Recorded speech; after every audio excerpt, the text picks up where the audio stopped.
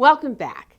Several years ago, research conducted by the Metropolitan Milwaukee Association of Commerce revealed that among 20 other peer metropolitan areas, Milwaukee scored lowest among the metropolitans for the prosperity of its African American and Hispanic Latino populations.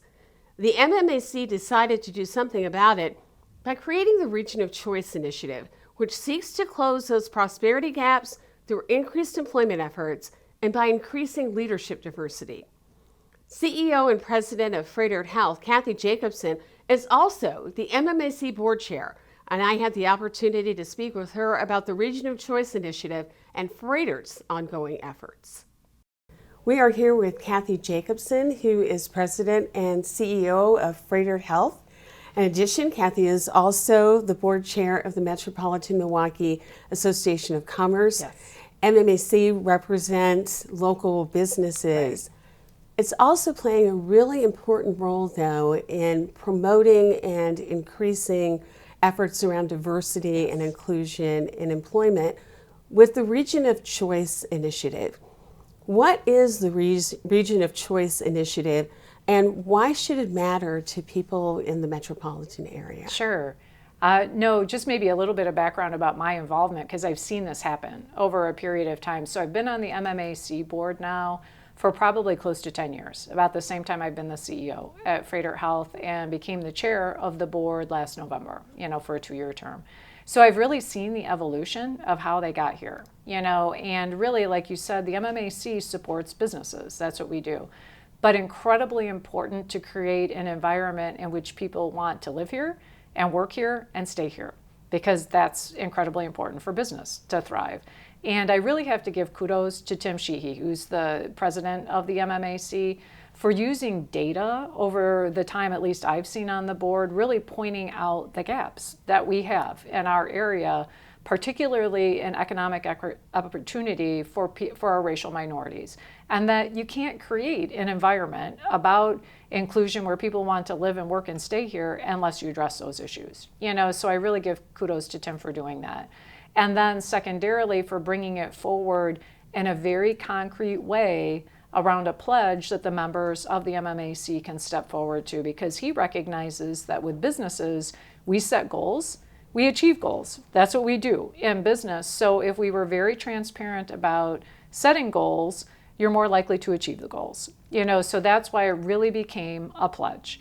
So there's really 3 different areas of focus underneath the Region of Choice goals. The first one is employment.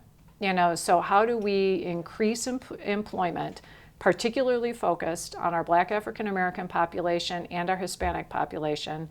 Employment growth is targeted at 15% increase between our base year of 2019 and 5 years. It's a 5-year goal.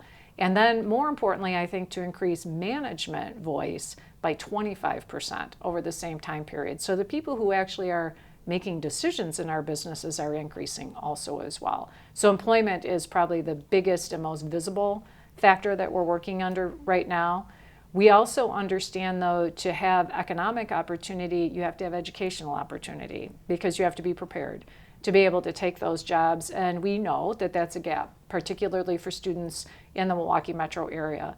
So there is a goal about increasing the number of quality seats available among all different platforms, whether it's MPS, Charter Choice, and increasing the number of seats available for our students also as well. So that's a goal. And then the third goal is recognizing there should be investment in our community into our diverse businesses, because that investment creates broader opportunity to be able to create wealth for our diverse communities. So a supplier diversity effort also as well. So it's really 3-pronged and really meant to increase the economic viability of our city at all, but also pointing out the areas where we have had gaps traditionally and going at it and being very public about it. As this has rolled out and as it is moving forward, what kind of responses have you seen from member organizations, and how would you describe how that commitment is going? Yeah, I think it's going fantastic. I mean, the number of people who signed up right away, number of companies who signed up right away, Froedtert Health was one of the first ones to do it. But numbers, I mean, hundreds of companies are signing up for the pledge right now. And I think so there's a lot of enthusiasm. And when you sign up for the pledge, you pledge to turn in your data, so that the MMAC as a whole can report back on these goals. We absolutely intend to do that, and in fact did that at the member meeting in the fall last November and reported out the first year's results. So it's not just this is a good idea, you are pledging to participate when you actually sign up for the region of choice goals and actually to submit your data at the same time. So a lot of enthusiastic support, data reporting out of the first year, which is fantastic. I think the other thing that the MMAC is doing is then, well, how do you support your members? And doing that, and there's a steering committee mostly of D&I leaders. I know our own Andreas Gonzalez is on this group, of what kind of help and support can we give to folks in the area who are still building their programs to help them achieve the region of choice goals. So we actually just had a DEI summit within the last month where we had over 100 attendees of people from different ROC members coming in and asking and hearing about speakers and sharing stories about how we can get better together, which is great. So it's about the results that you're seeing. Right. But it's also about creating that climate for the opportunity for folks to grow. Absolutely. Absolutely. So it's not, here's your numbers. It's really, how do you help everybody, be able to achieve? We've had CEO to CEO conversations around this. I've participated in some of those. And then the summit really concentrated more on the folks who really lead the D&I programs in their organizations, or the HR people and things like that, who were really on the ground, that really have to make it happen. So at all levels of the different businesses and members, those resources are out there. You mentioned that Froedtert Health was one of the first companies to sign on to the Region of Choice initiative. Right. How does that align with the work that Froedtert and the commitment that Froedtert already had to increasing diversity and inclusion? Yeah, sure. It was actually, I inherited the program even when I got here 12 years ago. So Froedtert has had a very long standing history of having a diversity and inclusion program. And we've continued to build and evolve upon that along the way. And I think the secret sauce for us is it's not a separate program and a separate book over here. It's integrated into all of our strategic imperatives. Every single one of our strategic goals has some aspect of diversity and inclusion included in it, because it's imperative to us to be able to deliver on our mission, which is to advance the health of the diverse communities we serve through exceptional care enhanced by innovation and discovery. We can't do that unless we reflect the communities we serve, and whether we are engaging our entire community in that effort to be able to do that. So we can't do what we're here to do unless we actually embrace diversity and inclusion. It's incredibly important. So it's much more than the nice thing to do. It's a strategic imperative that we do it to be able to be successful. So I think that creates a whole different environment when you think about it that way. So it becomes very ingrained in everything that you do. So we've been at this for a while. We've been very thoughtful about it. And what we've seen over time, probably about the last 5 years, now you see national organizations, or in this case a regional one, setting out pledges. So the American Hospital Association, for example, has one on racial disparities, or a health equity pledge. We signed up for that one because it was work we were doing already, and it just helps you set goals and say this is where you're going to go. So when Region of Choice came up, this was already, all three aspects were things that we knew were critical already. We were working to increase our employment. We were working to increase our management. We were definitely working on supplier diversity. We've been investing in our community and really fostering economic development and have a vested interest in more pipeline and education. So it aligned just so well with the priorities that we had already that are critical for us to do what we do. So it was easy for us to go in and say, of course we're going to sign up for that. And now we have goals. So now we are, instead of saying we're going to increase every year, we're going to hit these Region of Choice goals. These are now going to be our goals. And so they became very easy to start supporting that.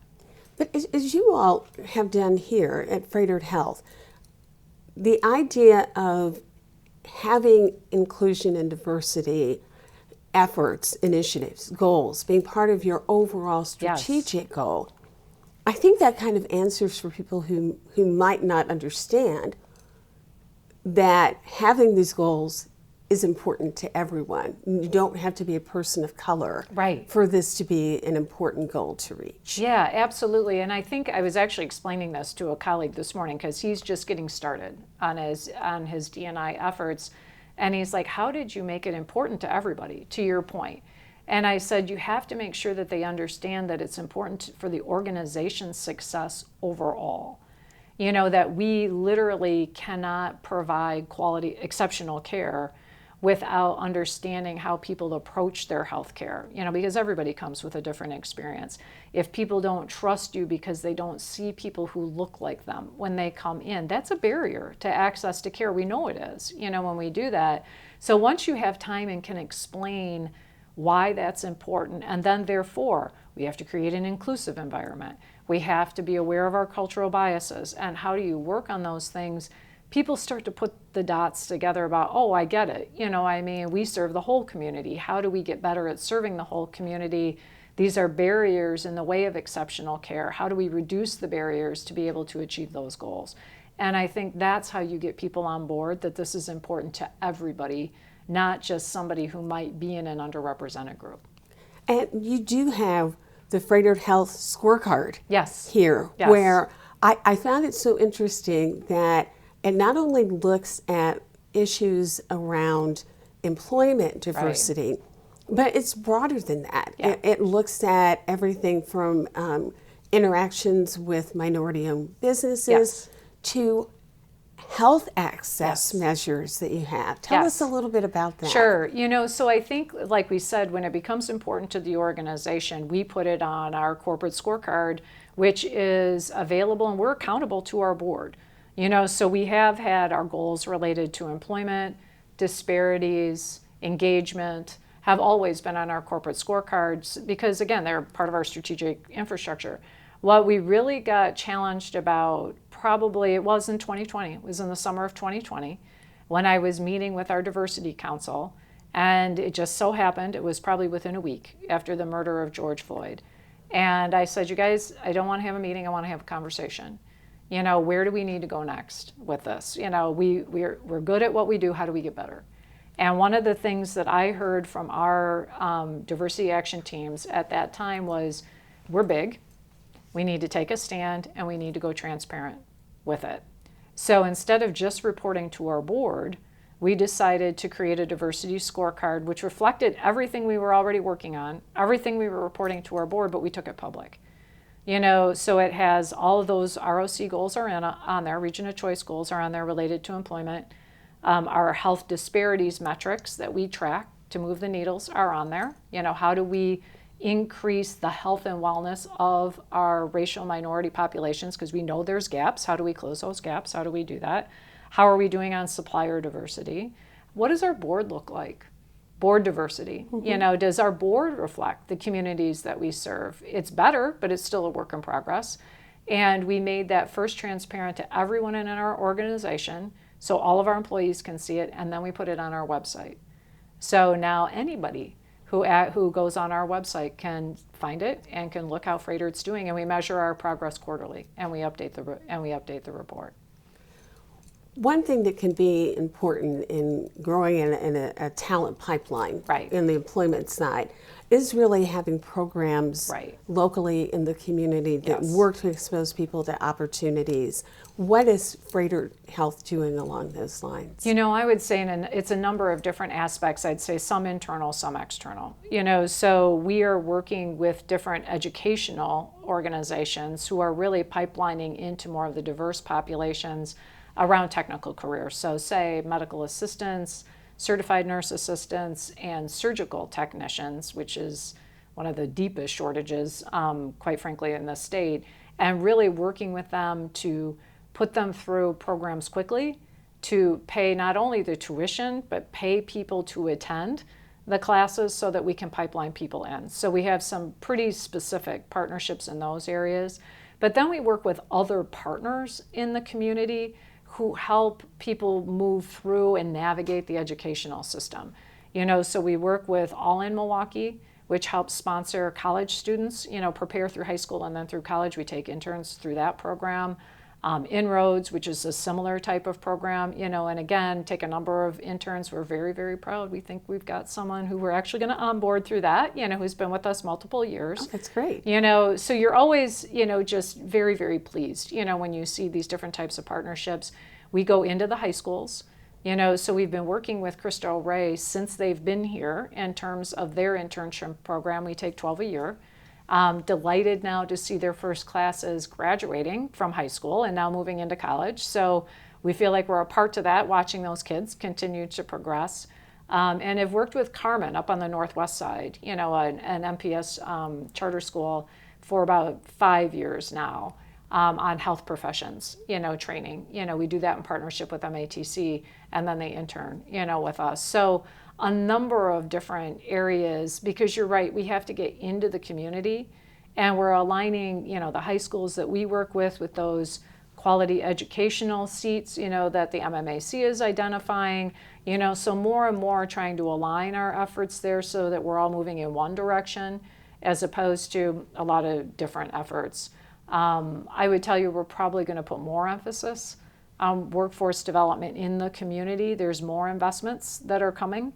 That'll be announced, within the next couple of months. So that's an area that we're going to continue to invest in the community. Cathy, as a community, we are really fortunate that Froedtert has made this kind of commitment long-term, and Right. that it's a key part of the way that you do business. Thank you Yeah. so much for those efforts, and thank you for having us here at Froedtert today. Great, thank you. Aligning with the MMAC's Region of Choice initiative is a local network of young professionals of color seeking to create a community to advance diverse talent while closing wealth and employment gaps. When we return, we'll learn about We Exist and how and why U.S. Bank is lending its resources and support to help make Milwaukee a better place.